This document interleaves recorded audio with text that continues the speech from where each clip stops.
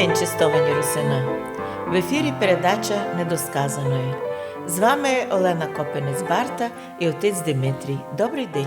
Добрий день, дай Боже, всім нашим братям, сестрам русинам і русинкам, і всім людям доброї волі. Тема нинішньої передачі – русинська письменність, язик, історія і культура. І перший вопрос. Перша неділя Великого Поста – праздник торжества Святого Православ'я.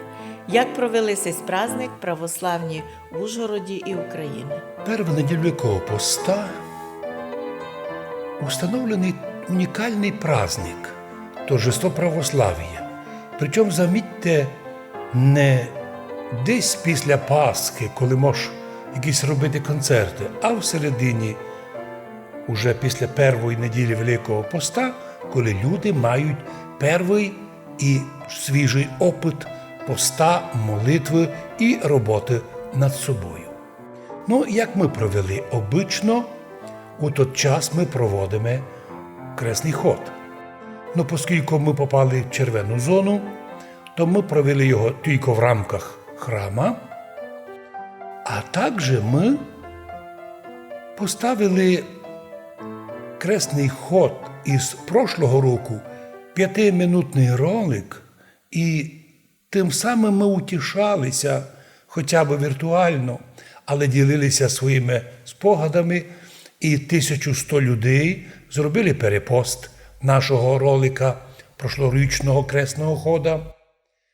3300 людей загнали нам смайлик радости. Нас увиділо 124 тисячі жителів Закарпаття, в основному Закарпаття і частково України, ну деякі і в усьому світі. Вони стали свідками нашого праздника православ'я в условиях карантину.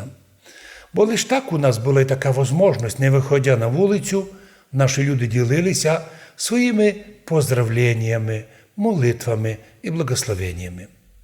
Блаженніший митрополит Онуфрій благословив показати нашу віру всім, що ми єсме, що ми ісповнені желання стояти за віру і всі сили віддати у захист церкви.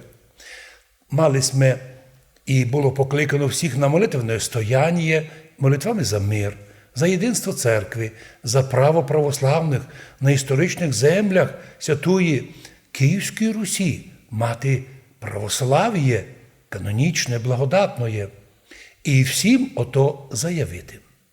Оскільки у нас червона зона, то ми по благословенню нашого владики провели святкування в храмі, але через трансляцію богослужіння, перепостами, радості, торжества, наш кресний ход, котрий був відмінений, но лише перекладений, а з того року він якби нам возобновив нам прекрасну духовну радость у нашій пам'яті.